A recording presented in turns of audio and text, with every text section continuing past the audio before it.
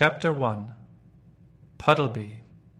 A long time ago, when our grandfathers were children, there was a doctor named John Dolittle. He was a real doctor and knew many things. He lived in a small town called Puddleby on the Marsh. Everyone in the town knew him. When he walked in the street with his tall hat, people said, "There is the doctor, he is very smart." Children and dogs followed him, and even the birds in the church tower called to him. He lived in a small house at the edge of the town, but his garden was big. There was green grass, stone seats, and big trees. His sister, Sarah Dolittle, took care of the house, but the doctor took care of the garden. Dr. Dolittle loved animals. He had many pets. He had goldfish in a pond, rabbits in the kitchen, white mice in the piano, a squirrel in the closet, and a hedgehog in the cellar. He also had a cow, a baby calf, an old horse, chickens, pigeons, and lambs. But his favorite pets were Dab-Dab the duck, Jip the dog, Gub-Gub the pig, Polynesia the parrot, and Tutu the owl. His sister did not like all the animals. She thought they made the house messy. One day, an old lady came to see the doctor. She sat on the hedgehog, which was sleeping on the sofa. She was very angry and never came back. After that, she went to another town to see a different doctor. Sarah Dolittle said, "John, sick people will not come if you have all these animals. We have no money. The rich people do not want you as their doctor." Dr. Dolittle said, "But I love animals more than rich people." His sister was angry and left the room. As time passed, more and more animals came to the house. But fewer and fewer people came to see the doctor. In the end, only the cat's meat man came. He liked animals, so he didn't mind them, but he only got sick once a year, at Christmas. He gave the doctor 6pence for medicine. 6pence a year was not enough money to live on. The doctor had some money saved, but it became less and less. To get more money, he sold his piano. The mice then lived in a drawer. Later, he sold his best brown suit, but he still became poorer. When he walked in the street, people said, "That is John Dolittle, M.D. He was a great doctor before, but now he has no money and his clothes have holes." But the dogs, cats, and children still followed him, just like before. Chapter 2 Animal Language. One day, the doctor was sitting in his kitchen. He was talking to the cat's meat man. The cat's meat man had a stomachache. "Why don't you stop being a doctor for people?" he said. "You should be a doctor for animals." The parrot, Polynesia, was sitting by the window. She was looking at the rain and singing a song. When she heard this, she stopped singing and listened. "You know a lot about animals," the cat's meat man said. "You know more than the animal doctors. Your book about cats is very good. I cannot read, but my wife read it to me. It is wonderful. You understand cats very well. If you become an animal doctor, you can make a lot of money. I can send people to you. If their animals don't get sick, I can make them sick." "Oh no," said the doctor. "That is not right." "Not really sick," said the cat's meat man. "Just a little sick. But maybe that is not fair. Anyway, animals will get sick because people feed them too much, and farmers will come to you with sick horses and cows." When the cat's meat man left, Polynesia flew to the table. "That man is right," she said. "You should be an animal doctor. People don't understand how good you are, but animals will know. Take care of animals." "There are already many animal doctors," said the doctor. "Yes," said Polynesia, "but they are not good. Listen, doctor, did you know that animals can talk?" "I know that parrots can talk," said the doctor. "We parrots speak 2 languages," said Polynesia. "We speak people's language and bird language. I can say, 'Polly wants a cracker,' but listen, 'Kaka, oi-e, Fifi.'" "What does that mean?" asked the doctor. It means, "Is the porridge hot yet?" in bird language. "Wow," said the doctor. "You never spoke like that before." "You didn't understand before," said Polynesia. "Tell me more," said the doctor. He took a notebook and a pencil. "I want to write it down. Teach me bird language." That afternoon, while it rained, Polynesia taught him. Later, the dog Jip came in. "Look," said Polynesia. "He is talking to you." The doctor looked at Jip. "He is just scratching his ear," he said. "No," said Polynesia. "Animals don't always talk with their mouths. They talk with their ears, feet, and tails. Look at his nose." "What does that mean?" asked the doctor. "He is saying the rain has stopped. Dogs use their noses to ask questions."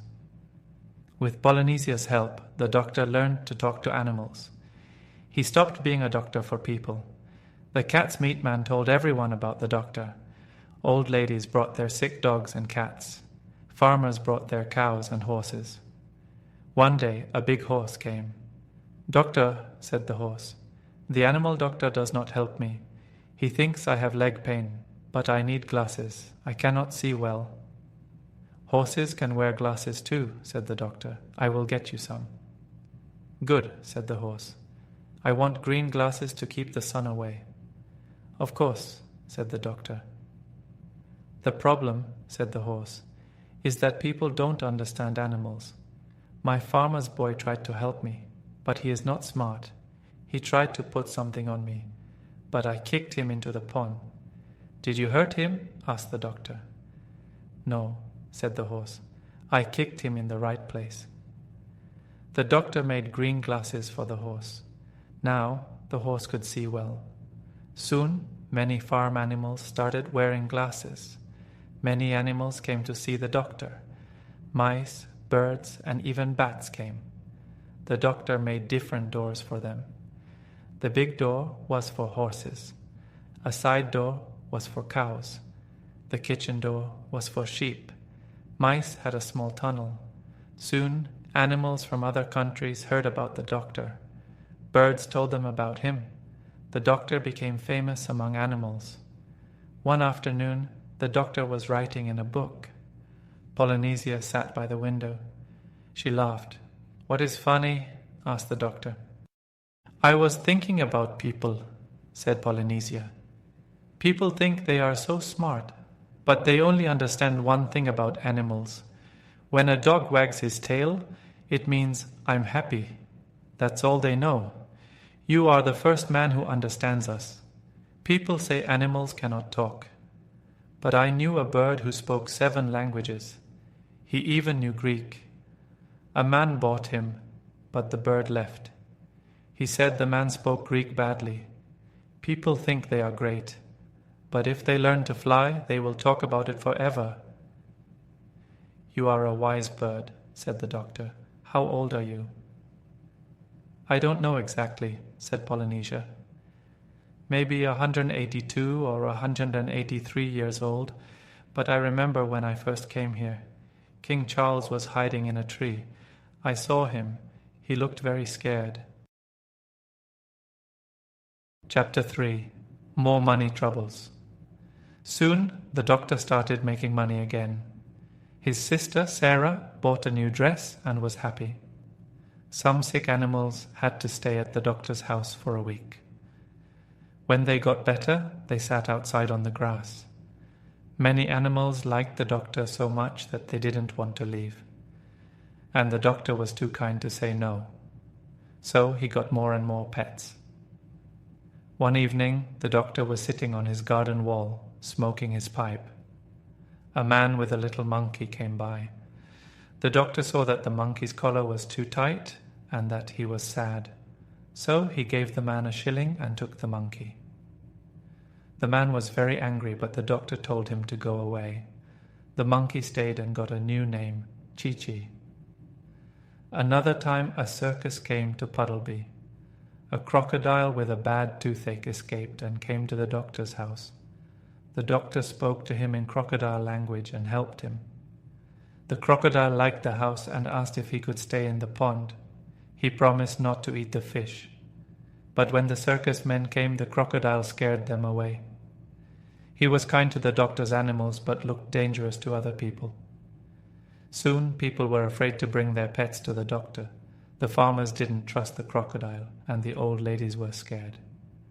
Sarah Dolittle said, "John, you must send that crocodile away. We are finally making money, but now people are afraid to come. We will have no money again." The doctor said, "But he promised not to hurt anyone. He hates the circus, and I don't have money to send him back to Africa." Sarah said, "He eats the floor. If you don't send him away, I will leave and get married." The doctor said, "Okay, go get married." And he walked into the garden. So Sarah left, and the doctor lived alone with his animals. Soon he was poorer than ever. He had to feed all the animals, but there was no money. The house needed repairs, and no one was helping.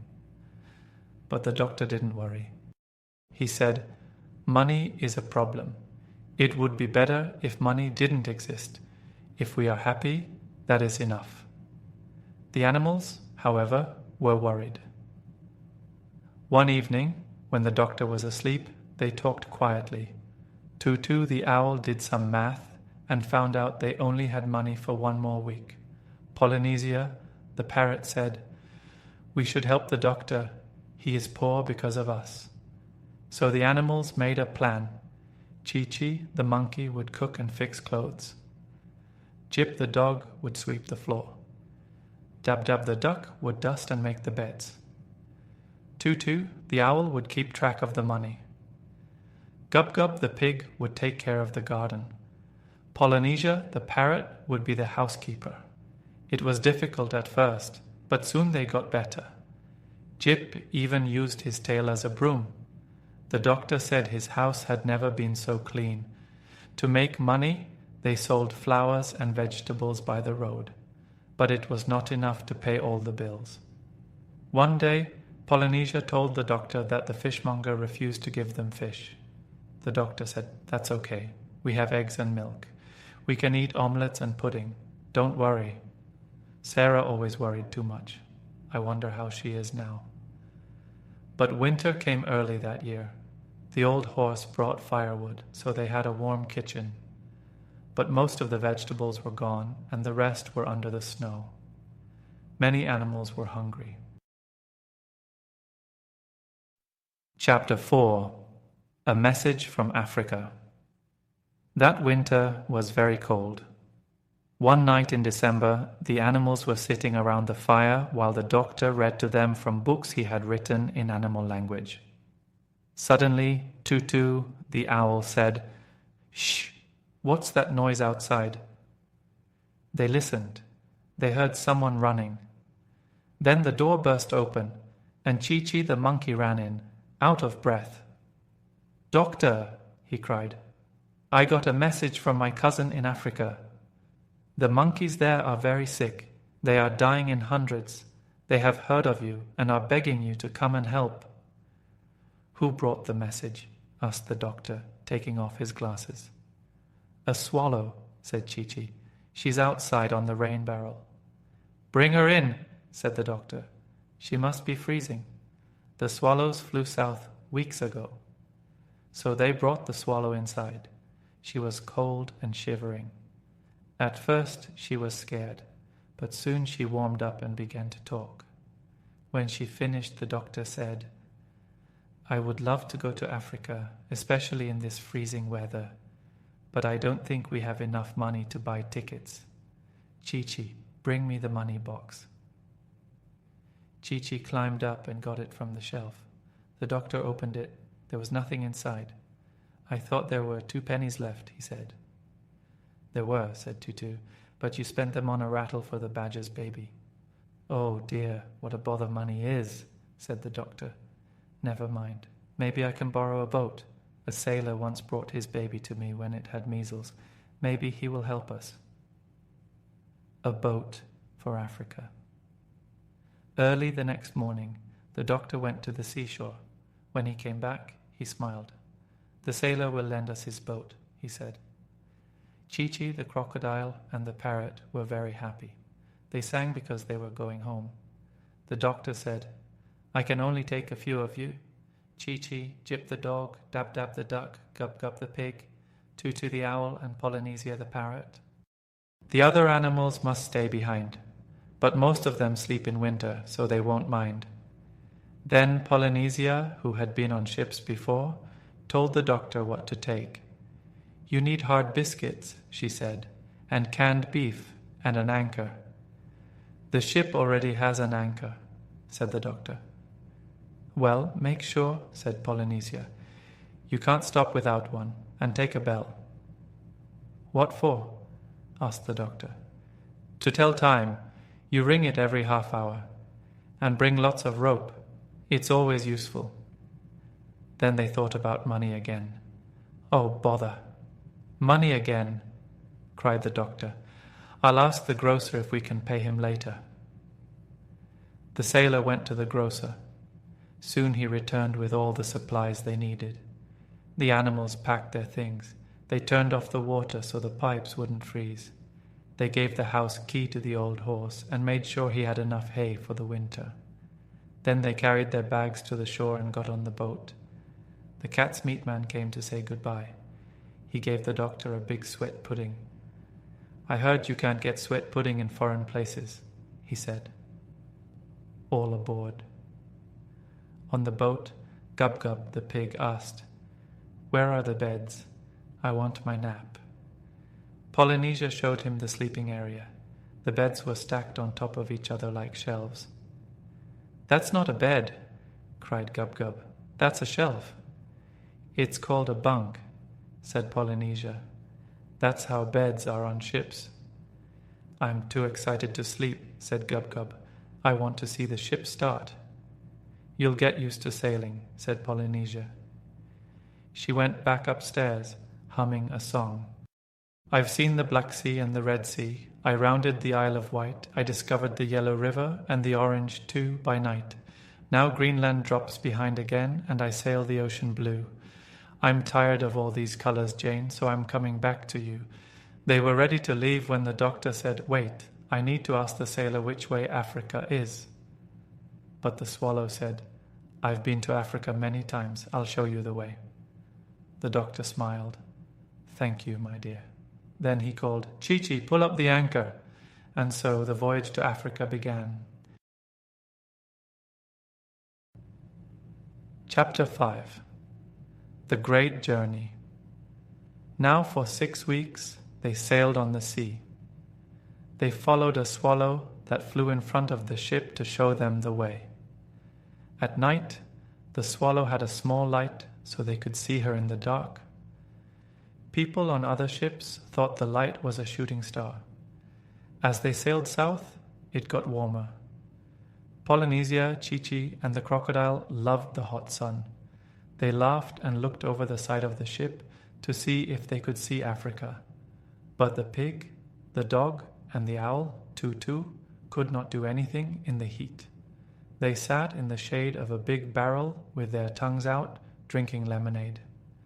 Dab-Dab, the duck, kept cool by jumping into the sea and swimming behind the ship. When her head got too hot, she dove under the ship and came up on the other side. She also caught fish on Tuesdays and Fridays, when everyone ate fish to save the beef. When they got close to the equator, they saw flying fish coming towards them. The fish asked the parrot if this was Dr. Dolittle's ship. When the parrot said yes, the fish were happy because the monkeys in Africa were worried he would not come. Polynesia asked how far they had to go, and the flying fish said it was 55 miles to the coast of Africa. Another time, a group of porpoises jumped through the waves and also asked Polynesia if this was the doctor's ship. When they learned it was, they asked if the doctor needed anything for his journey. Polynesia said, "Yes, we need onions." "There is an island nearby," said the porpoises, "where wild onions grow. Keep going straight. We will get some and come back." The porpoises swam away. Soon the parrot saw them again, bringing onions in big nets made of seaweed. The next evening, as the sun set, the doctor said, "Get me the telescope, Chi-Chi. Our journey is almost over. We should see Africa soon." About half an hour later, they thought they saw land, but it was getting dark, and they were not sure. Then a big storm came. There was thunder and lightning. The wind blew hard and the rain fell heavily. The waves got so high that they splashed over the boat. Then there was a loud bang. The ship stopped and rolled over. "What happened?" asked the doctor, coming up from below. "I'm not sure," said the parrot. "I think we are shipwrecked. Tell the duck to check." So Dab-Dab dove under the waves. When she came up, she said they hit a rock. There was a hole in the bottom of the ship. Water was coming in, and they were sinking. "We must be near Africa," said the doctor. "Oh dear, we must all swim to land." But Chi-Chi and Gub-Gub did not know how to swim. "Get the rope," said Polynesia. "I told you it would be useful. Where is that duck?" "Come here, Dab-Dab. Take this end of the rope, fly to the shore, and tie it to a palm tree. We will hold the other end on the ship. Those who can't swim must climb the rope to land. That is a lifeline." Everyone got safely to the shore, some swimming, some flying. Those who climbed the rope brought the doctor's trunk and bag with them. But the ship was no good anymore with the big hole. Soon, the rough sea broke it apart on the rocks, and the pieces floated away. They found a dry cave high up in the cliffs to stay safe until the storm was over. The next morning, when the sun came out, they went to the sandy beach to dry off. "Dear Africa," said Polynesia, "it's good to be back. Just think. Tomorrow it will be 169 years since I was here. It hasn't changed at all. Same palm trees, same red earth, same black ants. There is no place like home." The others saw she had tears in her eyes. She was so happy to be back in her country. Then the doctor noticed his high hat was gone. It had blown into the sea during the storm. So Dab-Dab went to look for it. Soon she saw it far away, floating like a toy boat. When she flew down to get it, she found a frightened white mouse inside. "What are you doing here?" asked the duck. "You were told to stay in Puddleby." "I didn't want to be left," said the mouse. "I wanted to see Africa. I have family there. So I hid in the bags and came on the ship. When the ship sank, I was very scared. I can't swim far.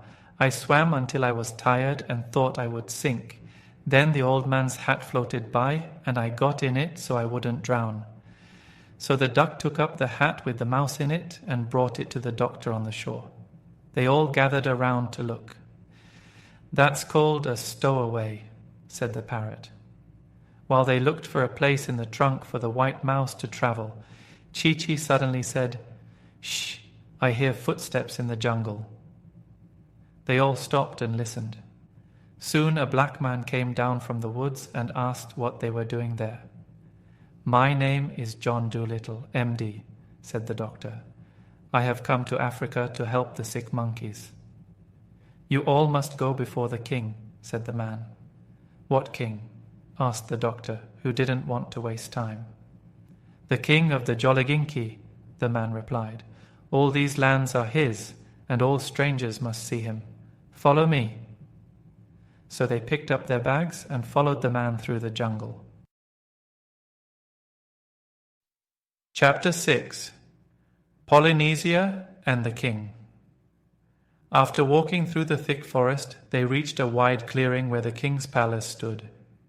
It was made of mud, and in front of it sat the king and his queen, Ermintrude. She was asleep under an umbrella, while their son, Prince Bumper, was away fishing. When the doctor approached, the king demanded to know his business. "I have come to Africa to cure the sick monkeys," the doctor explained. "You may not travel through my lands," the king declared. "Long ago I welcomed a white man here, but after taking our gold and killing our elephants for their ivory, he left without even saying thank you. Never again will a white man be allowed to cross Jolliginki." Turning to his gods, the king ordered, Take this medicine man and his animals and lock them in my strongest prison." 6 men led the doctor and his friends away. They were thrown into a stone dungeon with thick walls, a heavy door, and a single barred window high up on the wall. Inside, everyone grew gloomy. Gub-Gub, the pig, began to cry, but Chi-Chi warned him to stop, or he'd get a spanking. "Is everyone here?" asked the doctor, adjusting to the dim light. Dab-Dab started counting. "Wait, where's Polynesia?" asked the crocodile. "She's not here," Dab-Dab confirmed. "I suppose she escaped?" grumbled the crocodile. "Typical. She must have slipped away into the jungle when we got into trouble." "I'm not that kind of bird," said a voice. From the doctor's coat pocket, Polynesia climbed out, shaking her feathers. "I'm small enough to fit through the window bars, so I hid in the doctor's pocket to avoid being caged. That's called a ruse," she explained proudly. "Good gracious," exclaimed the doctor. "It's a wonder I didn't sit on you." Polynesia fluffed her feathers. "Tonight when it's dark, I'll fly to the palace and find a way to get us out." Gub-Gub snorted. "What can you do? You're just a bird." "True," said Polynesia, "but I can talk like a man, and I know these people well." That night, under the moonlit palm trees, Polynesia slipped through the bars and flew to the palace. A broken pantry window gave her an easy way inside. She heard Prince Bumpo snoring in his room. Tiptoeing upstairs, she reached the king's bedroom. The queen was away at a dance, so the king slept alone. Polynesia crept under the bed and coughed, exactly like Dr. Dolittle. The king stirred. "Ermintrude?" he mumbled, thinking his wife had returned. Polynesia coughed again, louder this time. The king sat up, startled. "Who's there?" "I am Dr. Dolittle," the parrot said in the doctor's voice. The king jumped. "How did you escape? Where are you?" Polynesia laughed, a deep, jolly laugh, just like the doctor's. "Show yourself at once," the king demanded. "Foolish king," Polynesia said. "Have you forgotten? I am John Dolittle, the greatest man alive. I have made myself invisible. There is nothing I cannot do. Now listen carefully. If you do not let me and my animals pass through your land, I will make you and your people as sick as the monkeys. I can heal and I can harm, just by lifting a finger. Free us, or you will have mumps by sunrise." The king trembled in fear. "Doctor, please, do not lift your finger. I will release you at once." He leapt from his bed and ran to order the soldiers to unlock the prison. As soon as he left, Polynesia crept downstairs and slipped out through the pantry window. But as she was flying away, Queen Ermintrude, returning from the dance, spotted her. Later, when the king returned to bed, she told him what she had seen. Realizing he had been tricked, the king became furious. He rushed back to the prison, but he was too late. The door was open. The dungeon was empty. Dr. Dolittle and his animals were gone. Chapter 7. The Bridge of Apes. Queen Ermintrude had never seen her husband so angry before. He shouted. He threw his toothbrush at the cat. He ran around in his nightshirt and woke up his soldiers. "Go and catch the doctor," he ordered. Then he told the cooks, the gardeners, the barber, and even the queen to help. At that time, the doctor and his animals were running through the forest. They were going to the land of the monkeys. Gub-Gub had short legs. He got tired quickly, so the doctor carried him. But the doctor also had a big bag and a trunk, so it was hard to run. The king thought his soldiers would find the doctor easily.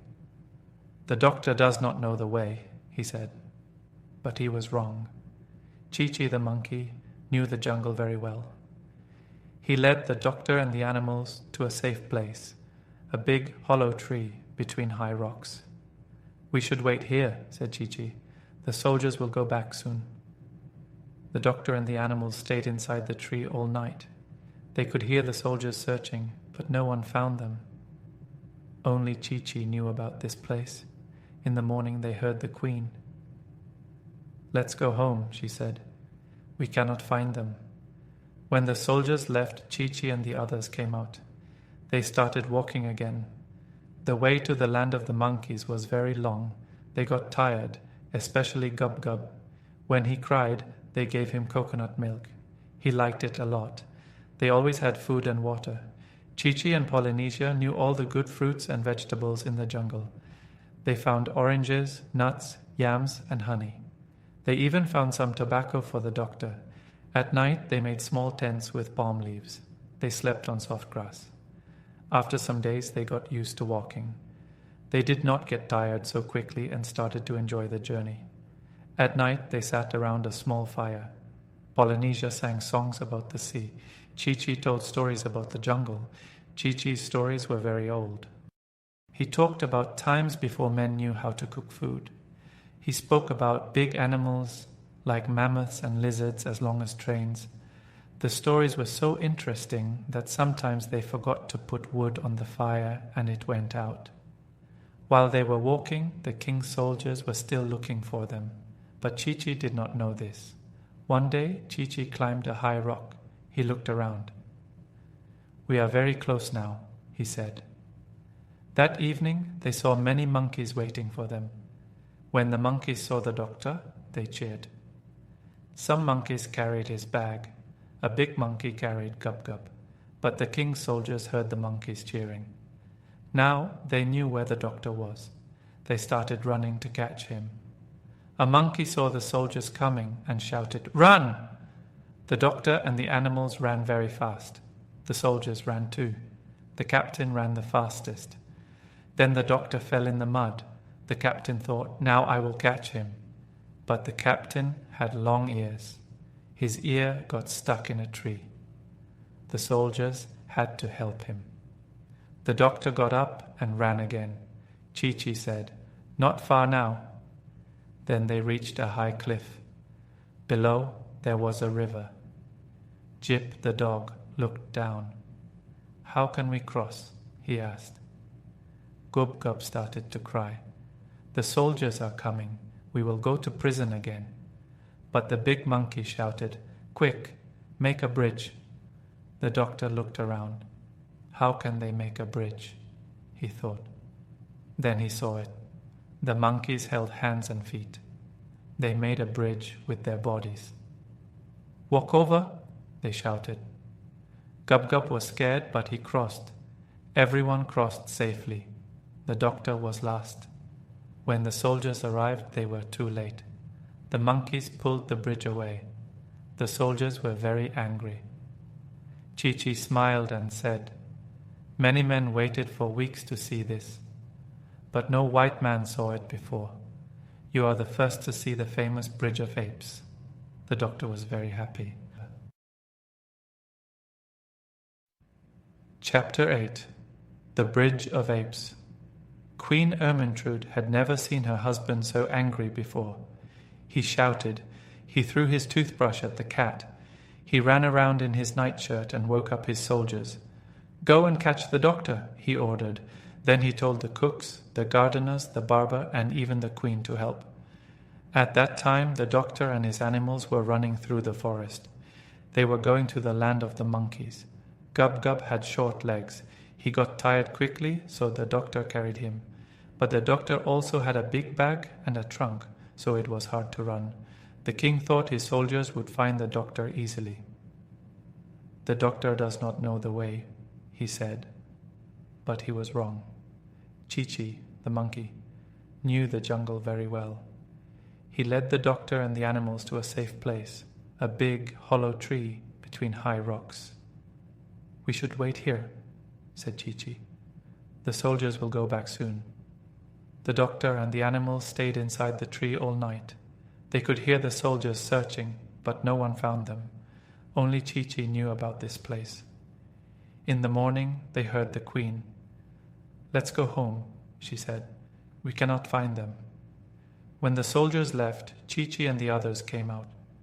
They started walking again. The way to the land of the monkeys was very long. They got tired, especially Gub-Gub. When he cried, they gave him coconut milk. He liked it a lot. They always had food and water.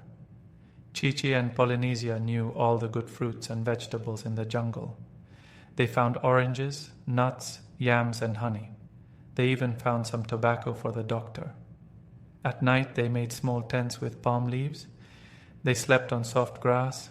After some days, they got used to walking. They did not get tired so quickly and started to enjoy the journey. At night they sat around a small fire. Polynesia sang songs about the sea. Chi-Chi told stories about the jungle. Chi-Chi's stories were very old. He talked about times before men knew how to cook food. He spoke about big animals like mammoths and lizards as long as trains. The stories were so interesting that sometimes they forgot to put wood on the fire and it went out. While they were walking, the king's soldiers were still looking for them, but Chi-Chi did not know this. One day, Chi-Chi climbed a high rock.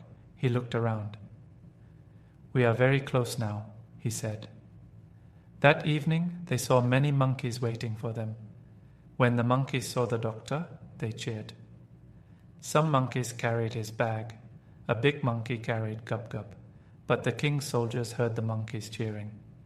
Now they knew where the doctor was. They started running to catch him. A monkey saw the soldiers coming and shouted, "Run!" The doctor and the animals ran very fast. The soldiers ran too.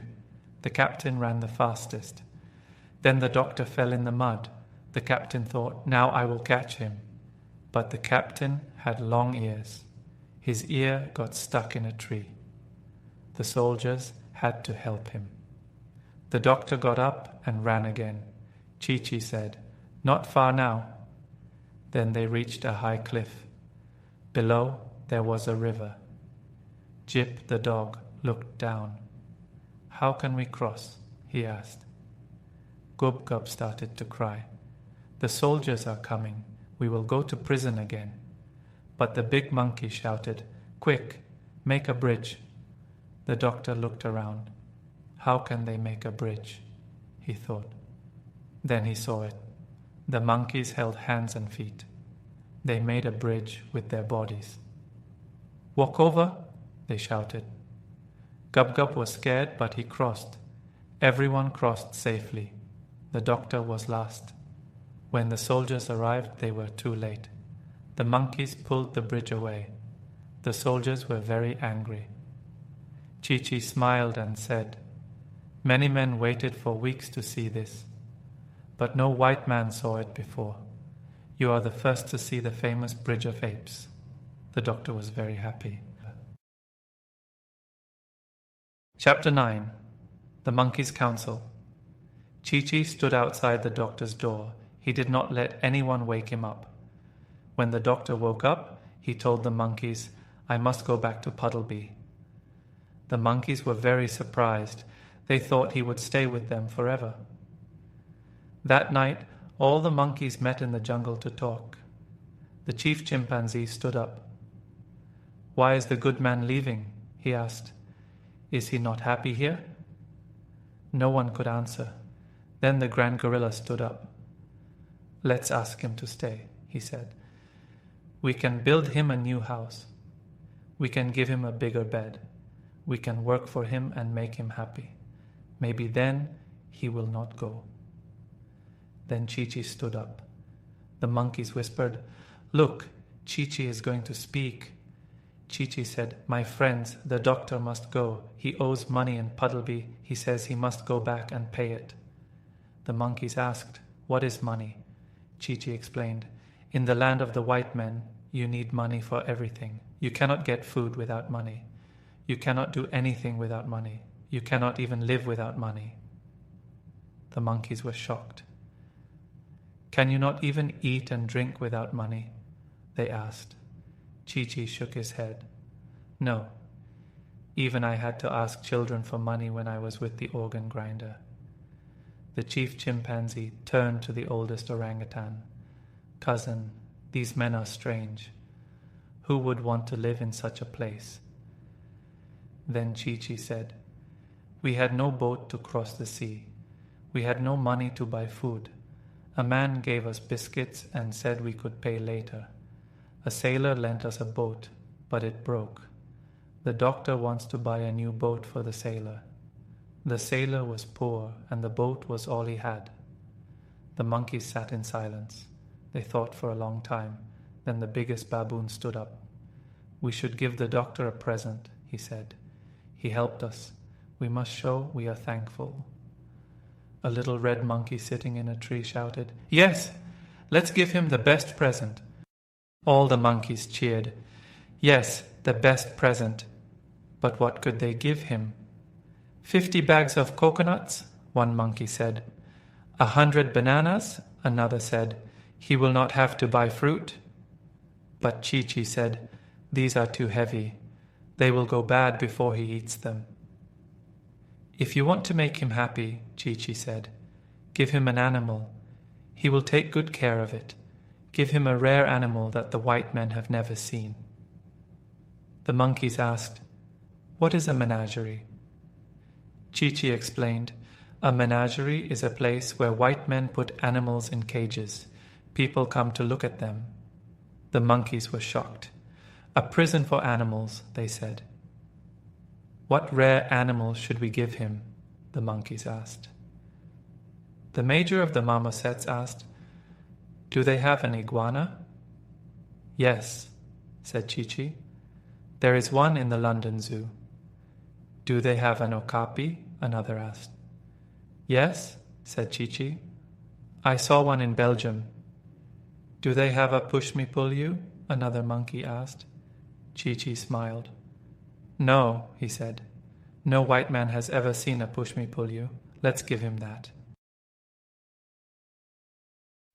Chapter 10. The rarest animal of all push-me-pull-yus are now extinct. That means there are none left. But long ago, when Dr. Dolittle was alive, a few still lived deep in the African jungles. Even then, they were very rare. They had no tail but a head at each end, with sharp horns on both heads. They were shy and very hard to catch. Hunters usually sneaked up behind animals to catch them, but this did not work with the push-me-pull-you. No matter where you approached from, one head was always watching. Even when they slept, only one head rested, while the other stayed awake. That is why no one had ever caught one, and why they had never been seen in zoos. Many hunters and menagerie keepers searched for years, but none had ever found one. The monkeys set out to find this rare animal. After traveling a long distance, one monkey spotted strange footprints near a river. They knew a push-me-pull-you must be close. They followed the riverbank until they found a patch of tall grass. "He must be hiding in there," they thought. The monkeys joined hands and formed a circle around the grass. The push-me-pull-you heard them and tried to escape, but he could not break through the circle. Seeing no way out, he sat down and waited. The monkeys asked if he would go with Dr. Dolittle to be shown in the land of the white men. He shook both his heads. "Certainly not." They explained that he would not be locked in a menagerie, only looked at. They told him the doctor was a kind man who had no money. People would pay to see a two-headed animal, and with that money, the doctor could buy a new boat for the sailor. But the push-me-pull-you shook his heads again. "No, I am too shy. I do not like being stared at." He almost started crying. For 3 days the monkeys tried to convince him. Finally, on the 3rd day, he agreed. "I will go with you to see what kind of man the doctor is," he said. The monkeys led him back through the jungle. When they reached the doctor's house, they knocked on the door. Dab-Dab the duck was packing.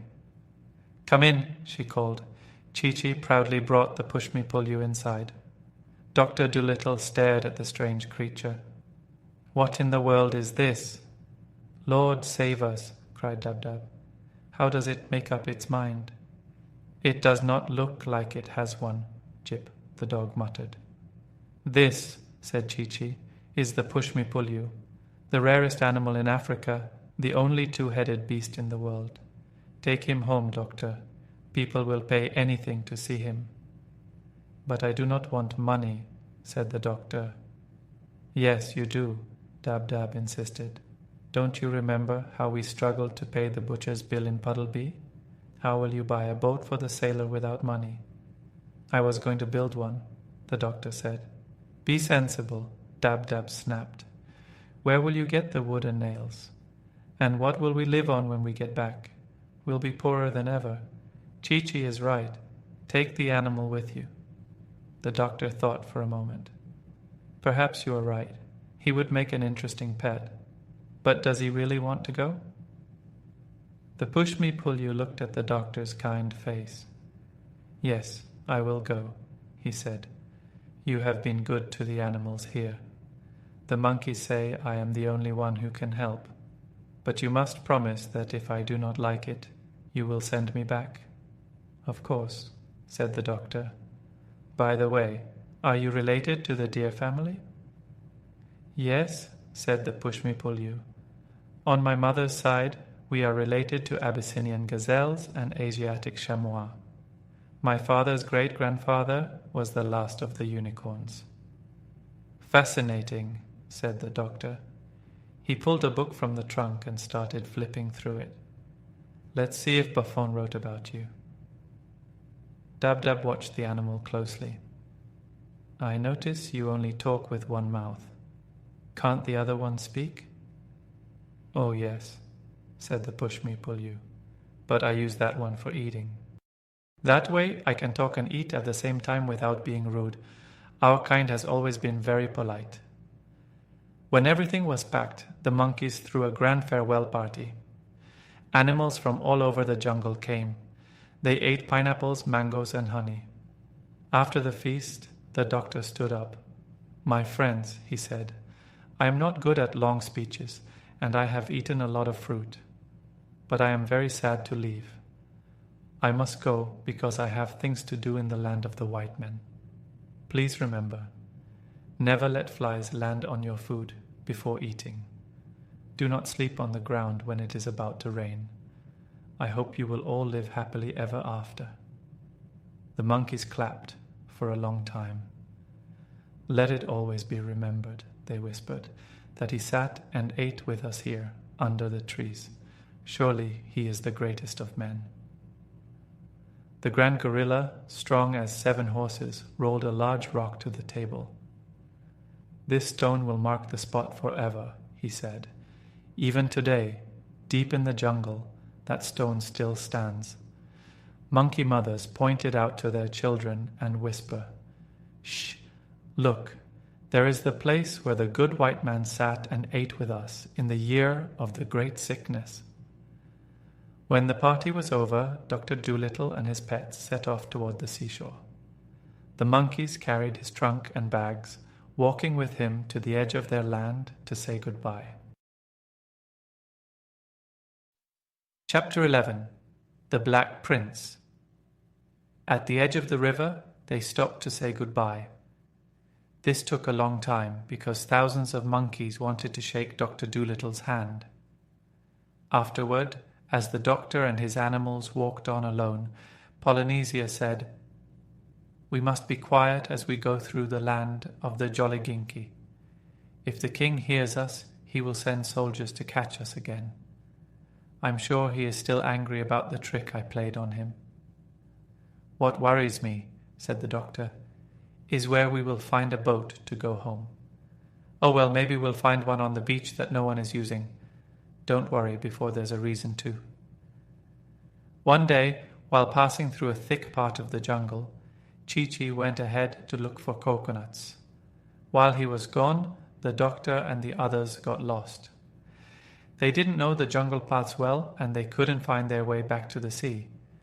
Chi-Chi was very worried when he couldn't find them. He climbed the tallest trees, looking for the doctor's hat. He shouted their names, but no one answered. It was as if they had disappeared. They had wandered far from the path. The jungle was full of vines and bushes, so thick that they could barely move. The doctor had to use his knife to cut a way through. They got stuck in muddy places, scratched by thorns, and almost lost the medicine bag twice. They couldn't find a way out. After many days of struggling, they accidentally walked into the king's garden. At once the king's men came running and caught them. Polynesia quickly flew into a tree and hid before anyone saw her. The doctor and his friends were taken to the king. "Ha ha ha," laughed the king. "You are caught again. This time you will not escape. Lock them up. The white man will scrub my kitchen floor for the rest of his life." The doctor and the animals were locked in prison again. The doctor was told he would start scrubbing floors the next morning. "This is very bad," said the doctor. "I must get back to Puddleby. The poor sailor will think I stole his ship if I don't return soon. I wonder if the door hinges are loose." But the door was strong and locked tightly. Gub-Gub started crying again. Outside, Polynesia was still sitting in a tree, blinking her eyes. Whenever she stayed quiet and blinked, it meant she was thinking of a clever plan. She soon spotted Chi-Chi, who was still searching for the doctor. When he saw her, he climbed into the tree. "What happened?" he asked. "The king's men caught them," whispered Polynesia. "We got lost and ended up in the palace garden by mistake." "Why didn't you guide them?" Chi-Chi scolded. "It was Gub-Gub's fault," Polynesia sighed. "He kept running off to find ginger roots. I was so busy bringing him back that I took the wrong turn." "Shh! Look!" she whispered suddenly. "Prince Bumpo is coming. Stay very still." Prince Bumpo, the king's son, walked into the garden carrying a book of fairy tales. He strolled along the path, humming a sad song. Then he sat on a stone bench right under the tree where Polynesia and Chi-Chi were hiding. He opened his book and started reading. Chi-Chi and Polynesia stayed very quiet. After a while, the prince sighed and said, "If only I were a white prince." Polynesia, using a small, high voice like a little girl, said, "Bumpo, someone might be able to turn you into a white prince." Bumpo jumped up, looking around in surprise. "Who is speaking? Is that the voice of a fairy?" "Yes," said Polynesia. "I am Tripsitinka, queen of the fairies. I am hiding inside a rosebud." "Oh, fairy queen," said Bumpo, "who can turn me white?" "In your father's prison," said Polynesia, "there is a great wizard named John Dolittle. He knows magic and medicine, but your father keeps him locked up. Go to him in secret when the sun sets, and he will make you the whitest prince in the world." "I must go at once," said Bumpo. "Thank you, Fairy Queen." Smiling with excitement, the prince sat down to wait for the sun to set. Chapter 12. Medicine and Magic Polynesia moved very quietly. She made sure no one saw her. Then she flew to the prison. She saw Gub-Gub. The pig had his nose through the window bars. He was smelling the food from the palace kitchen.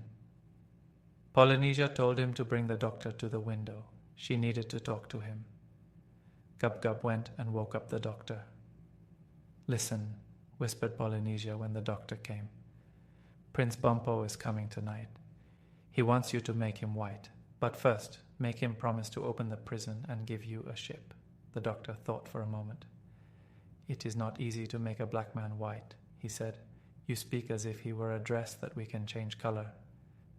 "I don't know about that," said Polynesia. "But you must do it. You have many medicines. He will do anything for you if you change his color. This is your only way to get free." "Maybe it is possible," said the doctor. He opened his medicine bag. "Let me see. Maybe some special cream will work." That night, Prince Bumpo came to the prison. He spoke sadly to the doctor. "White man, I am very unhappy. A long time ago, I looked for the Sleeping Beauty. I read about her in a book. After traveling many days, I found her. I kissed her, just like the book said. She woke up, but when she saw me, she cried, 'Oh, he's black.' Then she ran away and went to sleep somewhere else. So I went home, very sad. Now I hear you are a great magician. If you make me white, I will give you half my kingdom and anything you want. The doctor looked at his medicine bag. Prince Bumpo, what if I make your hair blonde? Would that make you happy? No, said the prince. I must be white. You only want your face to be white, right? Asked the doctor. Yes. I will wear shiny armor like the other white princes. I will ride a horse. Does your whole face need to be white? Yes, and I want blue eyes too, but I know that is hard. Yes, it is, said the doctor, but I will try. You must be patient. Medicine does not always work the first time. But before I help you, you must get a ship ready. Put food in it. Then, after I change your face, you must open the prison and let me and my animals go free. Promise me. Prince Bumpo promised. He went to the beach and got a ship ready. When he returned, the doctor mixed many medicines in a bowl. He told the prince to put his face in it. Bumpo put his face into the mixture. He stayed there for a long time. The doctor looked worried. He checked the medicine bottles again and again. A strong smell filled the prison. Finally, the prince lifted his face. All the animals gasped. His face was white like snow. His brown eyes had turned grey. The doctor gave him a small mirror. Bumpo looked at himself and shouted with joy. He danced around the prison. But the doctor told him to be quiet. Then he quickly closed his medicine bag.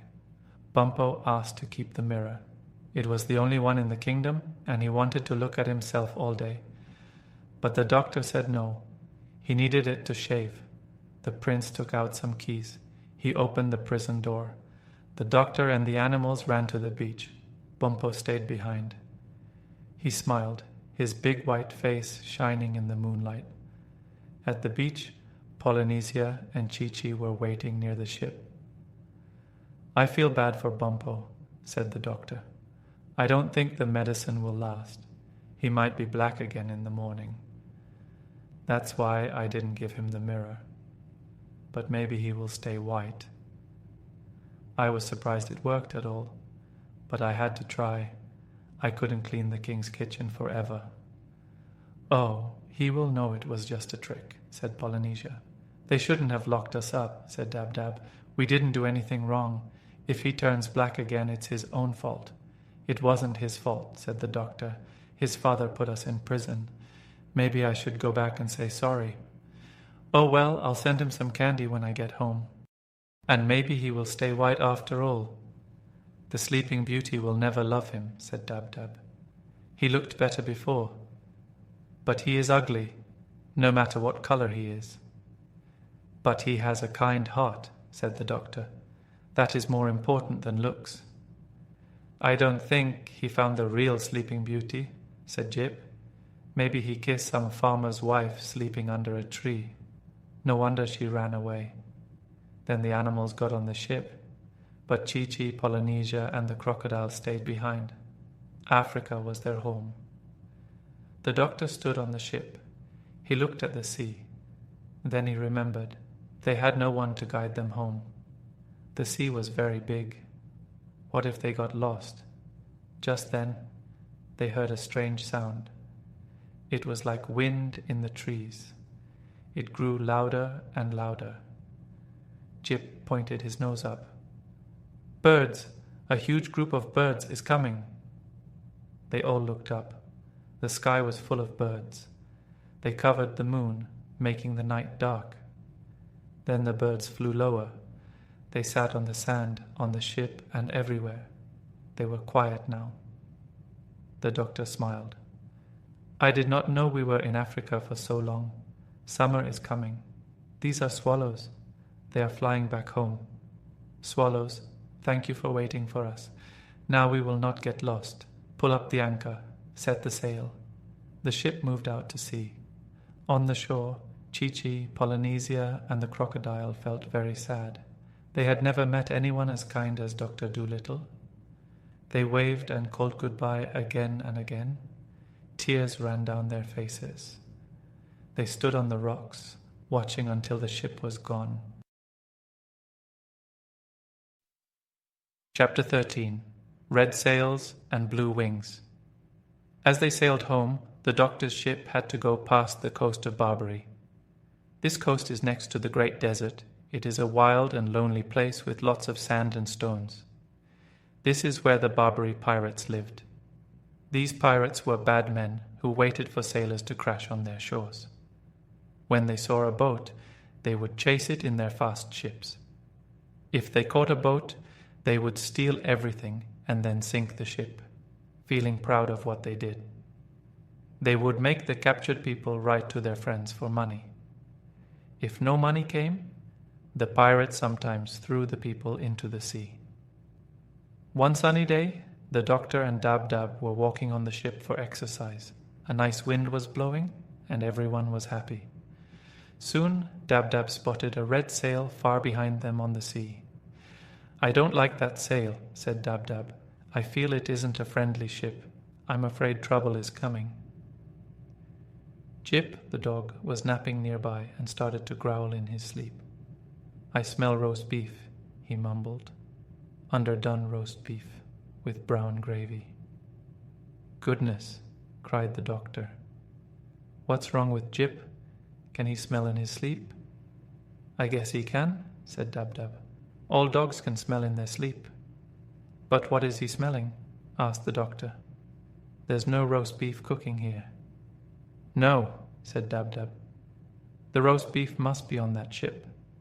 "But that's 10 miles away," said the doctor. "He can't smell that far." "Oh, yes, he can," said Dab-Dab. "Just ask him." Jip, still asleep, began to growl again, showing his white teeth. "I smell bad men," he growled. "The worst men. I smell trouble. I smell a fight. 6 bad men against 1 brave man. I want to help him. Woof, oh, woof!" Then he barked loudly and woke himself up, looking surprised. "Look!" cried Dab-Dab. "That ship is getting closer. You can see its 3 big sails, all red. Whoever is on that ship is coming after us. I wonder who they are." "They are bad sailors," said Jip. "And their ship is very fast. They must be Barbary pirates." "Well, we need to put up more sails on our ship," said the doctor. "We need to go faster and get away from them. Jip, run downstairs and bring me all the sails you can find." Jip hurried downstairs and pulled up every sail he could find. But even when all the sails were up, their ship didn't go as fast as the pirates' ship, which was getting closer and closer. "This is a slow ship the prince gave us," said Gub-Gub, the pig. "It might be easier to win a race in a soup pot than to escape in this old boat. Look how near they are. You can even see their mustaches. There are 6 of them. What are we going to do?" The doctor asked Dab-Dab to fly up and tell the swallows that pirates were coming in a fast ship and ask what to do. When the swallows heard this, they all came down to the doctor's ship. They told him to untangle some long ropes and make them into thin strings quickly. The ends of the strings were tied to the front of the ship, and the swallows grabbed the strings with their feet and flew off, pulling the boat along. Even though swallows are not very strong alone, they are powerful together. With 1,000 strings tied to the doctor's ship, 2,000 swallows pulled on each string, all very fast flyers. In a moment, the doctor found himself going so fast he had to hold onto his hat with both hands. It felt like the ship was flying over waves that foamed with speed. All the animals on the ship began to laugh and dance in the rushing air. When they looked back at the pirate's ship, they saw it was getting smaller instead of bigger. The red sails were being left far behind. Chapter 14. The Rat's Warning. Pulling a ship in the sea is very hard work. After 2 or 3 hours, the swallows felt tired and could not fly well. They sent a message to the doctor. They said, "We need to rest soon. We will take the boat to a nearby island and hide it in a deep bay until we rest." Soon the doctor saw the island. It had a tall green mountain in the center. When the ship was safe in the bay and hidden from the open sea, the doctor said he would go to the island to find water. There was no water left to drink on the ship. He told all the animals to leave the ship and play on the grass. As they were leaving, the doctor saw many rats coming out from below the ship. Jip ran after them because he liked to chase rats. But the doctor said, "Stop, Jip." A big black rat came slowly along the rail. He looked at the dog and coughed 2 or 3 times. He cleaned his whiskers and wiped his mouth. Then he said, You know that all ships have rats, Doctor?" The doctor said, "Yes." The rat asked, "And you know that rats always leave a ship that is sinking?" "Yes," said the doctor. The rat continued, "People talk about this as if it is a bad thing, but you cannot blame us. Who would stay on a sinking ship if he could leave it?" The doctor replied, "It is very natural. I understand. Is there anything else you want to say?" The rat said, "Yes. I want to tell you that we are leaving this ship, but we must warn you first. This ship is bad. It is not safe. The sides are weak and the boards are rotten. Tomorrow night it will sink to the bottom of the sea." The doctor asked, "How do you know?" The rat answered, "We always know. The tips of our tails feel funny, like when your foot falls asleep. This morning at 6 o'clock my tail began to feel funny. At first I thought my old pain was back. So I asked my aunt, 'Do you remember her? The thin rat with spots who came to see you in Puddleby last spring?' She said her tail felt funny too. Then we knew this boat would sink in less than 2 days. We all decided to leave it when we found land. This ship is bad, Doctor. Do not sail in it anymore, or you will drown. Goodbye. We are now going to find a good place to live on this island." "Goodbye," said the doctor. "Thank you for telling me. That was very kind. Say hello to your aunt for me. Leave that rat alone, Jip. Come here. Lie down." Then the doctor and his animals went to the island with pails and saucepans to find water. The swallows took their rest. While climbing the mountain, the doctor said, "I wonder what the name of this island is. It is a nice place. There are many birds here." "These are the Canary Islands," said Dab-Dab. "Listen, do you hear the canaries singing?" The doctor stopped and listened. "Yes, I hear them," he said. "I wonder if they can show us where to find water." Soon the canaries came. They had heard about Dr. Dolittle from other birds.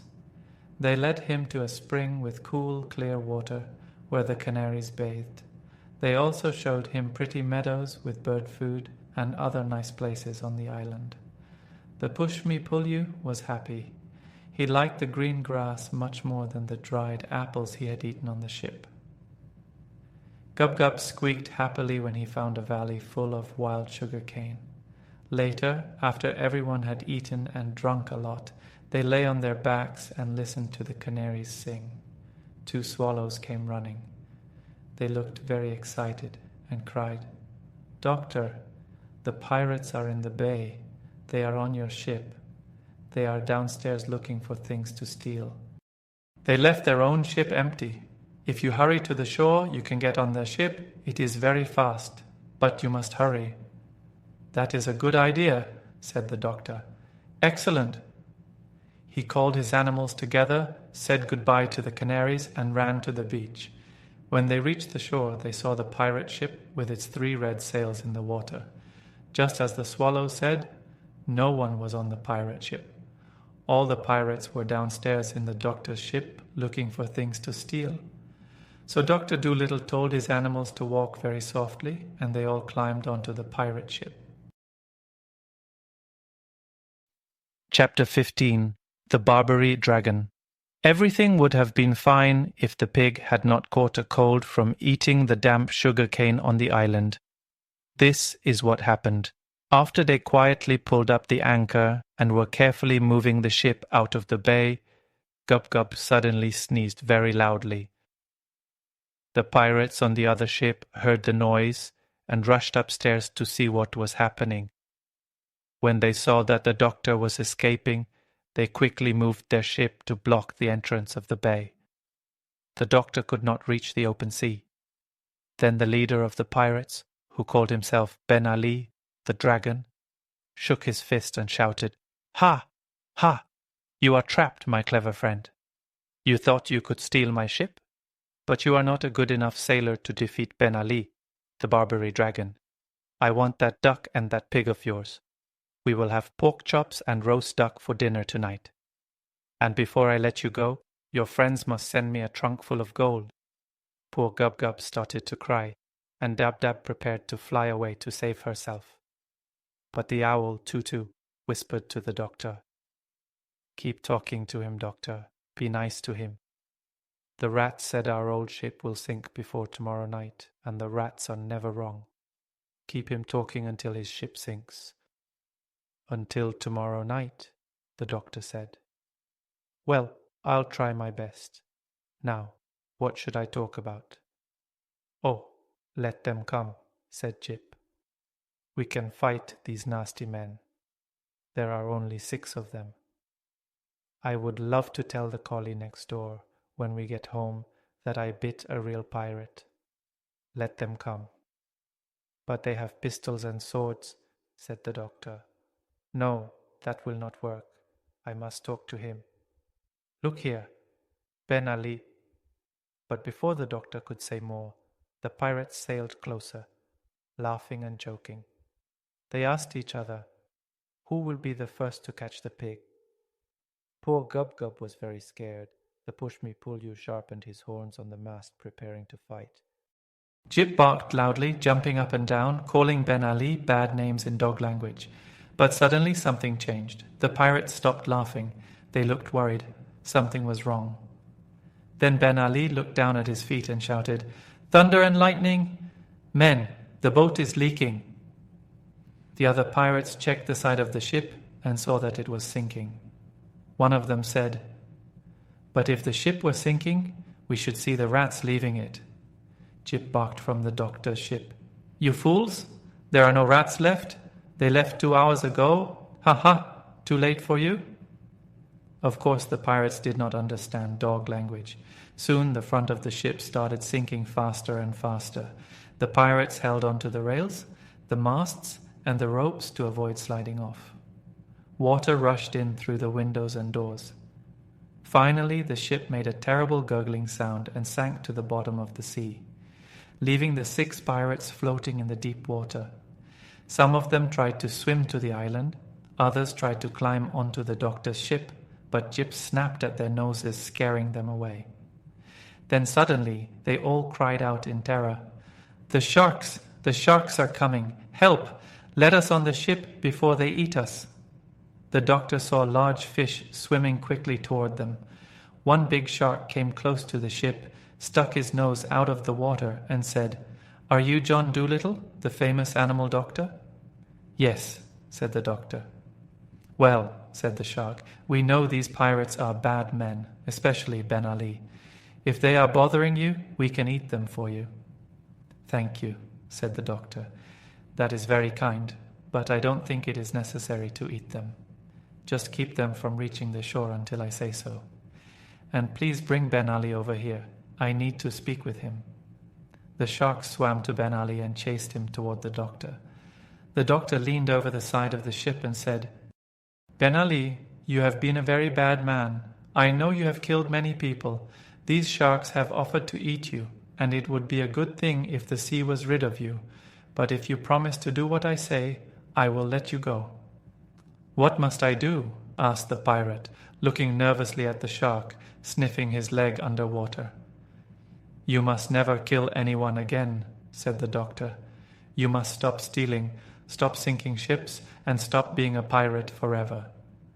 "But what will I do then? How will I live?" "You and your men must stay on this island and become birdseed farmers," said the doctor. "You must grow birdseed for the canaries." Ben Ali turned pale with anger. "Grow birdseed," he groaned. "Can't I be a sailor?" "No," said the doctor. "You have been a sailor long enough, sending many ships and good men to the bottom of the sea. For the rest of your life, you must be a peaceful farmer. The shark is waiting. Do not waste his time. Make up your mind." "Thunder and lightning." Ben Ali muttered. Bird seed. Then he looked down at the shark sniffing his other leg. Very well, he said sadly. We will be farmers. And remember, said the doctor, if you break your promise, if you start killing and stealing again, I will hear about it. The canaries will come and tell me, and I will find a way to punish you. I may not be a great sailor like you, but as long as the birds, beasts, and fish are my friends, I do not have to fear a pirate, even if he calls himself the Dragon of Barbary. Now, go and be a good farmer. Then the doctor turned to the big shark and said, All right, let them swim safely to the land. Chapter 16. Tutu, the Listener. After thanking the sharks again for their help, the doctor and his pets set off once more on their journey home in the fast ship with the 3 red sails. As they sailed out into the open sea, all the animals went downstairs to check out the inside of their new boat. Meanwhile, the doctor leaned against the rail at the back of the ship, smoking his pipe and watching the Canary Islands disappear into the evening. While he stood there, wondering how the monkeys were doing and what his garden would look like when he returned to Puddleby, Dab-Dab came bouncing up the stairs, smiling and full of exciting news. "Doctor," she exclaimed, "this pirate ship is amazing. The beds downstairs are made of silky yellow fabric with hundreds of big pillows and cushions. There are thick, soft carpets on the floors, and the dishes are made of silver. There's also a ton of delicious food and drinks, special things. The pantry looks just like a grocery store. You won't believe it. They have 5 different kinds of sardines. Come and see. Oh, and we found a little locked room down there. We are all dying to see what's inside. Jip thinks it's the treasure of the pirates. But we can't open the door. Can you help us?" The doctor went downstairs and saw that the ship was indeed beautiful. He found all the animals gathered around a little door, talking excitedly and guessing what was inside. He tried the handle, but it wouldn't budge, so they began searching for the key. They looked under the mat and all the carpets, in the cupboards, drawers, and chests in the dining room. They searched everywhere.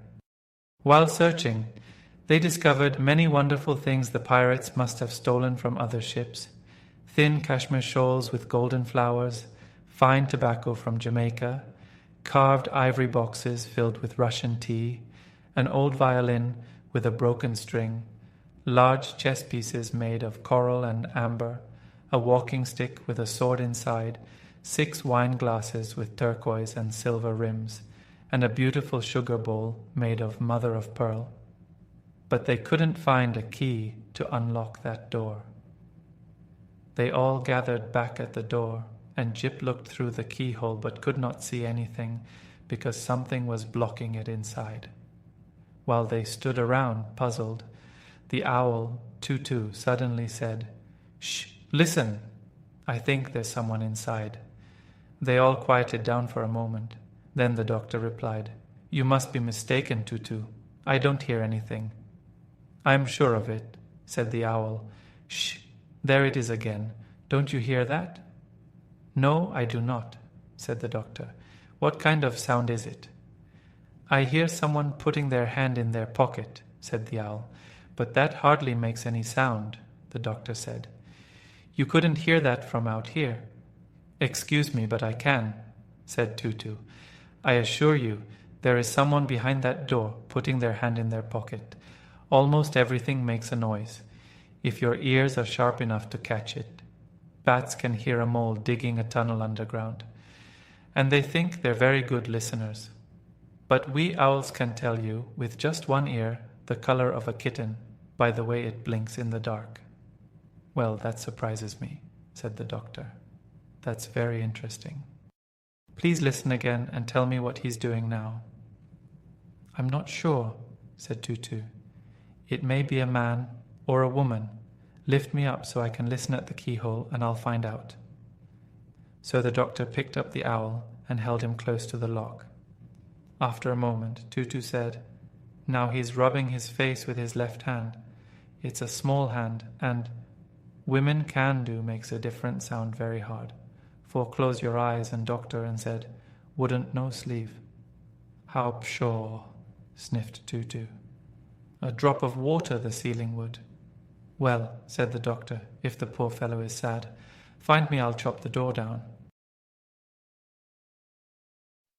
Chapter 17. The ocean gossips right away. They found an axe, and the doctor chopped a hole in the door big enough to squeeze through. At first, it was too dark inside to see anything, so he struck a match. The room was quite small, with no windows and a low ceiling. There was only one little stool for furniture. Big barrels were pushed against the walls, tied down so they wouldn't fall over when the ship rocked. Above the barrels, there were pewter jugs of all sizes hanging from wooden pegs, and there was a strong, winey smell. In the middle of the floor sat a little boy, about 8 years old, crying hard. I declare this must be the pirate's rum room, whispered Jip. Yes, it smells like rum, said Gub-Gub. The smell is making me dizzy. The little boy seemed frightened when he saw a man and a bunch of animals staring at him through the broken door. But when he saw John Dolittle's face in the light of the match, he stopped crying and stood up. You aren't one of the pirates, are you? He asked. When the doctor laughed a loud, happy laugh, the boy smiled too and came to hold his hand. You laugh like a friend, he said, not like a pirate. Can you tell me where my uncle is? I'm afraid I can't, said the doctor. When did you last see him? It was the day before yesterday, said the boy. My uncle and I were out fishing in our little boat when the pirates came and caught us. They sank our boat and brought us to this ship. They told my uncle they wanted him to be a pirate too because he was good at sailing, but he told them he didn't want to be a pirate because killing people and stealing wasn't for a good fisherman. Then the leader Ben Ali got very angry and said they would throw my uncle into the sea if he didn't obey them. They sent me downstairs, and I heard fighting above. When they let me come up the next day, my uncle was gone. I asked the pirates where he was, but they wouldn't tell me. I'm very afraid they threw him into the sea. And the little boy started to cry again. Well now, wait a minute, said the doctor. Don't cry. Let's go have tea in the dining room and talk. Maybe your uncle is safe. You don't know that he drowned, do you? That's something to hope for. Perhaps we can find him. First, we'll have tea with strawberry jam. Then we will see what can be done. All the animals had been listening with great curiosity. When they sat in the dining room having tea, Dab-Dab came up behind the doctor's chair and whispered, Ask the porpoises if the boy's uncle is drowned. They'll know. Okay, said the doctor, taking another piece of bread and jam. What are those funny clicking noises you're making with your tongue? The boy asked. Oh, I just said a couple of words in duck language, the doctor answered. This is Dab-Dab, one of my pets. I didn't know ducks could speak, said the boy. Are all these other animals your pets too? What's that strange-looking thing with 2 heads? Shh, the doctor whispered. That's the push-me-pull-you. Don't let him hear us talking about him. He gets very embarrassed. Tell me, how did you end up locked in that little room?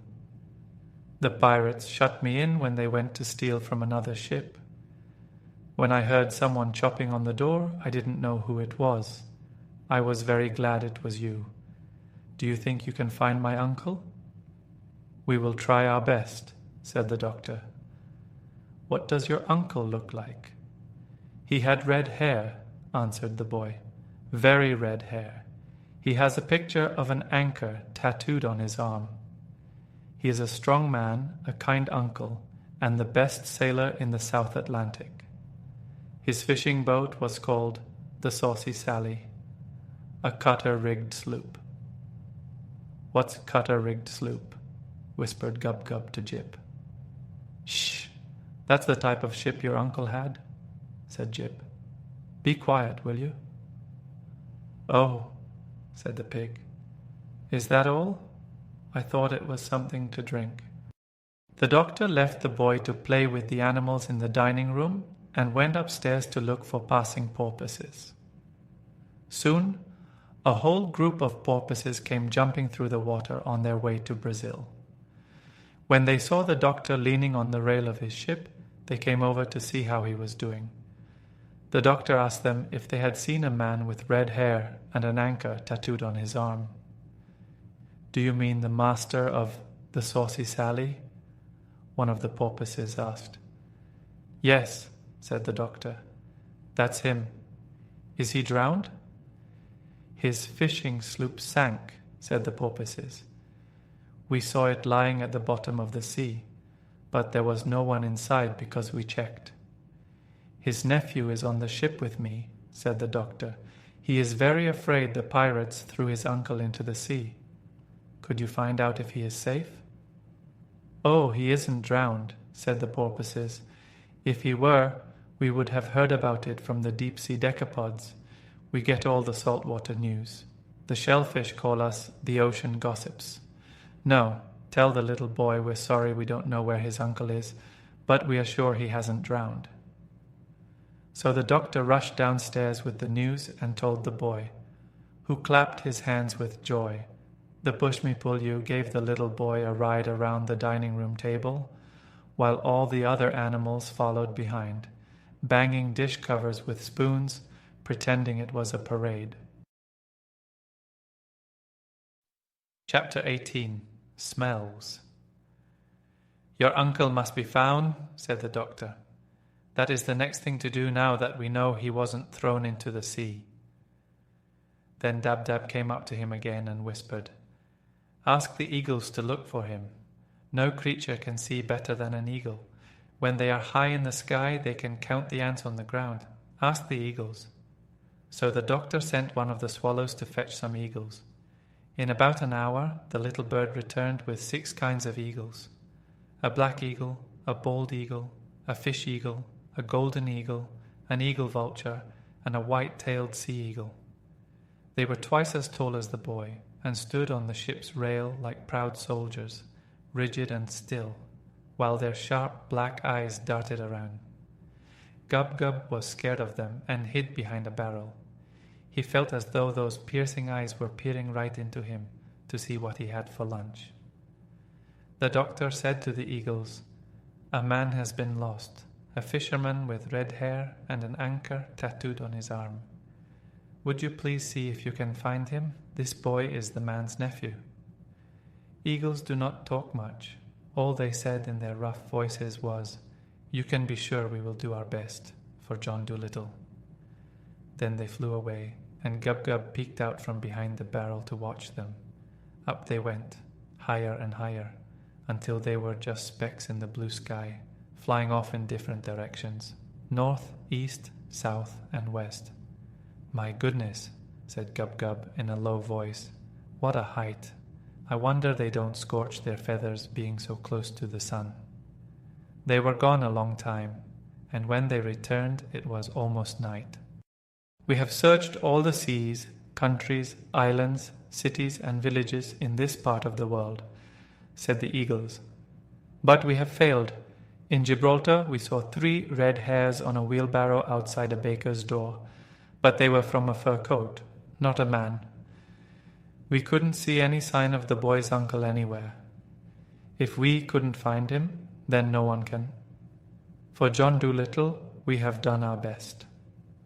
The 6 great birds flapped their wings and flew back to their homes.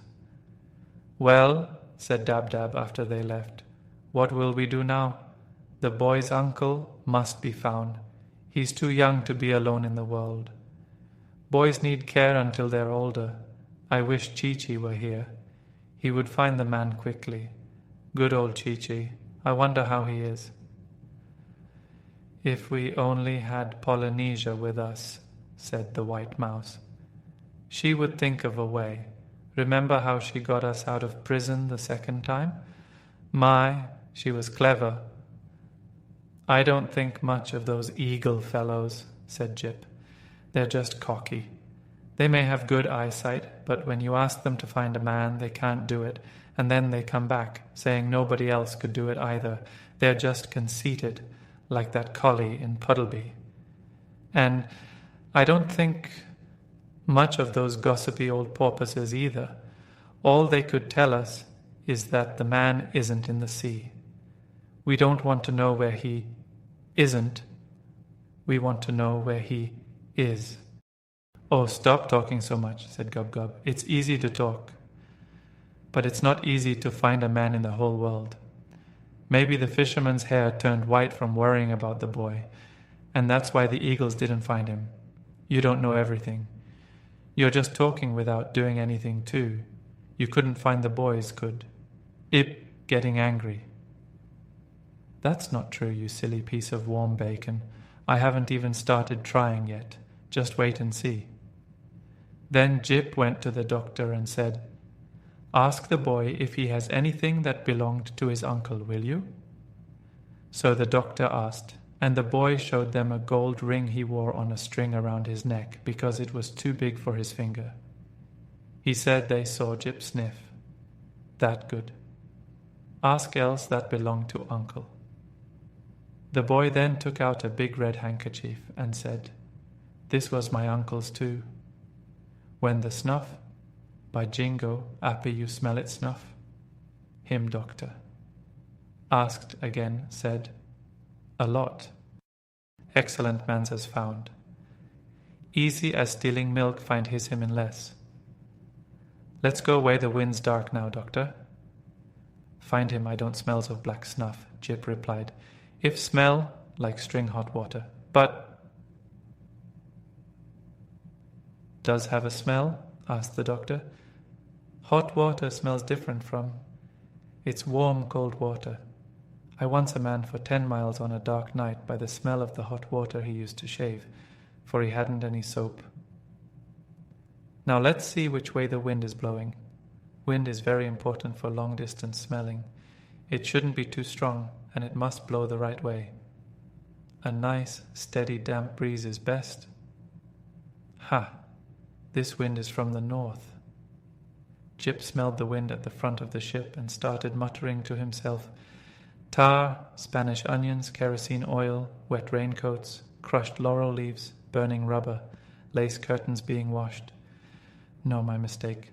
Lace curtains hanging out to dry, and foxes, hundreds of them, cubs, and—" "Can you actually smell all those different things in this one wind?" asked the doctor. "Of course," said Jip. "Those are just a few of the strong smells. Any dog could smell those with a cold. Wait, and I'll tell you about the harder scents coming on this wind, the finer ones." Then Jip closed his eyes tight, poked his nose up into the air, and sniffed hard with his half open. Still for a. When he finally spoke, it sounded almost like he was singing softly in a dream. "Bricks," he whispered. "Old yellow bricks, crumbling in a garden wall. The sweet breath of young cows standing in a mountain stream. The lead roof of a dovecote or granary in the midday sun. Black kid gloves lying in a walnut wood bureau drawer. A dusty road with a horse's water trough under the sycamores. Little mushrooms pushing through rotting leaves. And... Any parsnips?" asked Gub-Gub. "No," said Jip. "You're always thinking of food. No parsnips at all. And no snuff. Lots of pipes and cigarettes and a few cigars. But no snuff. We'll have to wait until the wind changes to the south." "Yes, it's a poor wind," said Gub-Gub. "I think you're just pretending, Jip. Who ever heard of finding a man in the middle of the ocean just by smell? I told you it wouldn't work." "Look here," Jip said angry. "Bite on the just because what you deserve like." "Stop arguing," the doctor. "Short. Tell, where do you?" From Devon, and Jip replied, "From that direction, that's truly I book. I wonder you could as well as know. Maybe as a feast go down quite hungry." Chapter 19. The Rock. Early, The next morning they got up from their soft beds and saw that the sun was shining brightly and the wind was blowing from the south. Jip sniffed the south wind for half an hour, but then came back to the doctor, shaking his head. "I can't smell any snuff yet," he said. "We need to wait until the wind changes to the east." But even when the east wind arrived at 3 o'clock that afternoon, the dog still couldn't catch the smell of snuff. The little boy was very sad and began to cry again, saying no one seemed able to find his uncle. But all Jip said to the doctor was, "Tell him that when the wind changes to the west, I'll find his uncle even if he's in China, as long as he is still taking black rappy snuff." They had to wait 3 long days for the west wind to come. It was a Friday morning, just as it was getting light. A fine rainy mist lay on the sea like a thin fog, and the wind was soft and warm. As soon as Jip woke up, he ran upstairs and sniffed the air. Getting very excited, he rushed back down to wake the doctor. "Doctor," he cried, "I've got it. The wind's from the west and smells of nothing but snuff. Come upstairs and start the ship, quick." The doctor jumped out of bed and went to steer the ship. "I'll go to the front," said Jip. "You watch my nose. Whichever way I point it, turn the ship that way. The man cannot be far away with a smell this strong. The wind is lovely and wet. Now watch me." All that morning, Jip stood at the front of the ship, sniffing the wind and guiding the doctor, while all the animals and the little boy watched him in amazement. Around lunchtime, Jip asked Dab-Dab to get the doctor because he was worried and wanted to talk to him. Dab-Dab flew to the doctor and brought him over. Jip said, "The boy's uncle is starving. We must make the ship go as fast as possible." "How do you know he's starving?" asked the doctor. "Because there's no smell in the west wind except for snuff," replied Jip. "If the man was cooking or eating, I would smell it too. But all he has is snuff, in big pinches. We're getting closer because the smell is getting stronger. But make the ship go quickly because I'm certain the man is starving." "All right," said the doctor, and he sent Dab-Dab to ask the swallows to pull the ship, just like they did when the pirates chased them. Soon, the little birds flew down and harnessed themselves to the ship once again. Now the boat raced through the waves at a tremendous speed. It was so fast that fish had to jump out of the way to avoid being run over. All the animals were excited and stopped watching Jip, turning to look at the sea ahead for any land or islands where the starving man might be. But hour after hour went by, and the ship kept rushing across the same flat sea with no land in sight. Soon the animals stopped chatting and sat silently, anxious and worried. The little boy grew sad again, and Jip's face showed concern. Finally, late in the afternoon, just as the sun was setting, the owl, Tutu, who was perched at the top of the mast, suddenly startled them all by calling out loudly, "Jip, Jip, I see a big rock in front of us. Look out there where the sky and water meet. See how the sun shines on it, like gold. Is the smell coming from there?"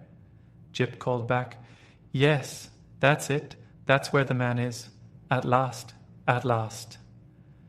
As they got closer, they could see that the rock was very large, about the size of a big field. There were no trees, no grass, nothing. The rock was as smooth and bare as a tortoise's back. The doctor sailed the ship right around the rock, but they couldn't see anyone on it. The animals squinted and looked hard, while John Dolittle got a telescope from downstairs. But they couldn't spot anything alive, not even a gull, a starfish, or even a piece of seaweed. They all stood still, listening for any sound. The only noise was the gentle waves lapping against the side of the ship. They began calling, "Hello! Hello!" until their voices were hoarse, but only the echo answered them from the rock. The little boy burst into tears. "I'm afraid I'll never see my uncle again. What will I tell them when I get home?" But Jip said to the doctor, "He must be there. He must. The smell isn't going any farther. He must be there, I tell you. Sail the ship close to the rock and let me jump out." So the doctor steered the ship close to the rock and dropped the anchor. Then he and Jip got out onto the rock. Jip immediately put his nose to the ground and started running everywhere. Up and down he went, back and forth, zigzagging and twisting all around. The doctor ran behind him, trying to keep up until he was out of breath. Finally, Jip let out a big bark and sat down.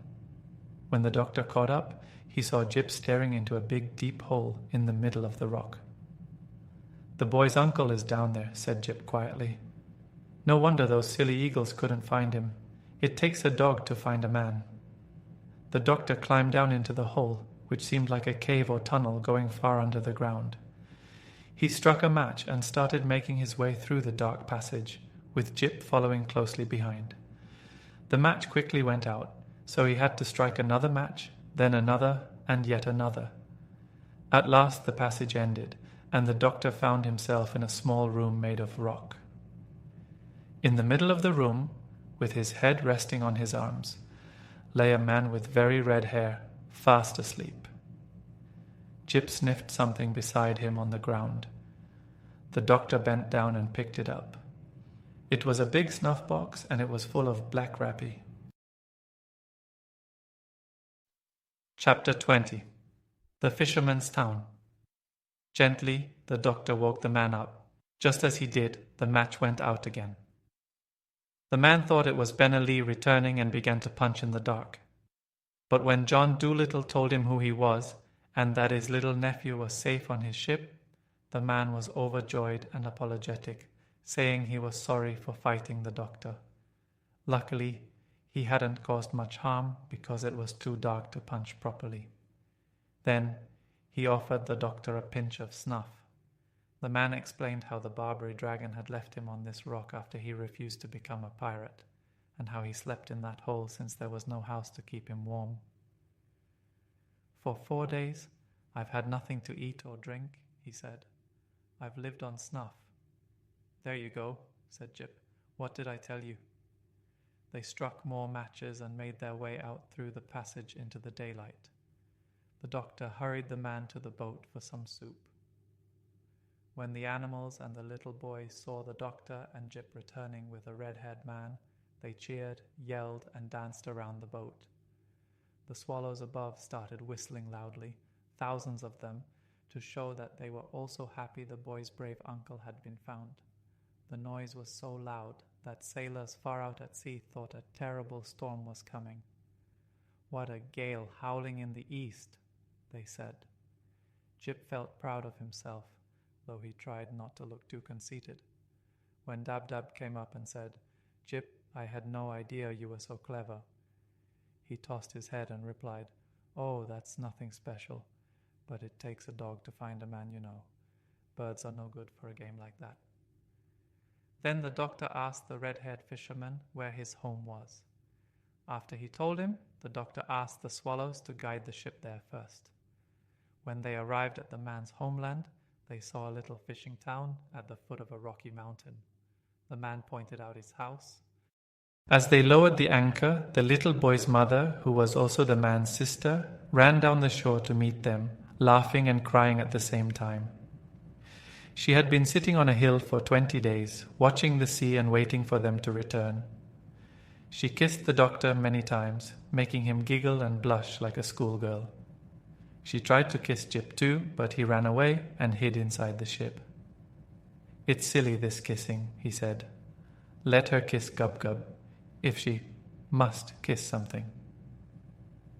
The fisherman and his sister didn't want the doctor to leave right away. They begged him to stay a few days. So John Dolittle and his animals had to stay at their house for a whole Saturday, Sunday, and half of Monday. All the little boys in the fishing village came down to the beach and pointed at the big ship anchored there, whispering that Evervlian, Barbary him into great red sails the two candies. Finally good people, very kind do. Mayor of the people. Doctor was, and all the hour worthy, and handed watch with "Where is?" Everyone started looking for Jip. Finally, Dab-Dab found him on the other side of the village in a stable yard, where all the local dogs were gathered around him in awe and respect. When Jip was back to the mayor collar made of, from the villagers bent down it around J. Written Jip's dog, then the whole see them, his sister Ip over and over again. The great swift ship with the red sails turned toward, and they see while the shore. Chapter 21. Home again. The March winds came and went. April's rain was over. May's buds turned into flowers, and the June sun was shining on the nice fields when John Dolittle finally got back to his own country. But he did not go straight home to Puddleby. First, he travelled around the land with the push-me-pull-you in a gypsy wagon, stopping at country fairs. There, with acrobats on one side and a Punch and Judy show on the other, they hung a big sign that said, "Come and see the marvellous two-headed animal from the jungles of Africa. Admission 6 pence." The push-me-pull-you stayed inside the wagon, while the other animals rested underneath it. The doctor sat in a chair in front, taking the 6 pences and smiling at the people going in. Dab-Dab was always busy, scolding him for letting children in for free when she wasn't watching. Many keepers of menageries and circus people came and asked the doctor to sell them the strange creature, saying they would pay a lot of money for him. But the doctor always shook his head and said, "No, the push-me-pull-you will never be locked in a cage. He will always be free to come and go, like you and me." They saw many curious sights while traveling, but after all the amazing things they experienced in other countries, everything felt ordinary. It was interesting at first to be part of a circus, but after a few weeks they all grew very tired of it, and the doctor and everyone wanted to go home. However, many people came to the little wagon and paid 6 pences to see the push-me-pull-you, so soon the doctor was able to stop being a showman. One lovely day, when the hollyhocks were blooming, he returned to Puddleby as a rich man to live in his little house with the big garden. The old lame horse in the stable was happy to see him, and so were the swallows that had built their nests under the eaves of his roof and had baby birds. Dab-Dab was also glad to be back in the house she knew well, even though there was a lot of dusting to do with cobwebs everywhere. After Jip had shown off his golden collar to the proud collie next door, he returned and ran around the garden like a crazy dog, looking for the bones he had buried long ago and chasing the rats out of the tool shed. Gub-Gub dug up the horseradish that had grown 3 feet tall in the corner by the garden wall. The doctor visited the sailor who had lent him the boat and bought 2 new ships for him and a rubber doll for his baby. He also paid the grocer for the food he had borrowed for the journey to Africa. He bought another piano and moved the white mice back into it since they said the bureau drawer was too drafty. Even after filling his old money box on the dresser, the doctor still had a lot of money left, so he got 3 more money boxes, just as big, to store the rest. "Money," he said, "is a terrible nuisance, but it's nice not to have to worry." "Yes," replied Dab-Dab, who was toasting muffins for his tea. "It is indeed." When winter came again and snow flew against the kitchen window, the doctor and his animals would sit around the warm fire after dinner, and he would read aloud to them from his books. But far away in Africa, where the monkeys chattered in the palm trees before going to sleep under the big yellow moon, they would say to each other, "I wonder what the good man is doing now, over there, in the land of the white men. Do you think he will come back?"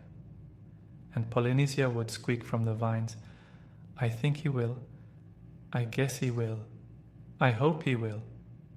Then the crocodile would grunt from the black mud of the river, "I'm sure he will. Go to sleep."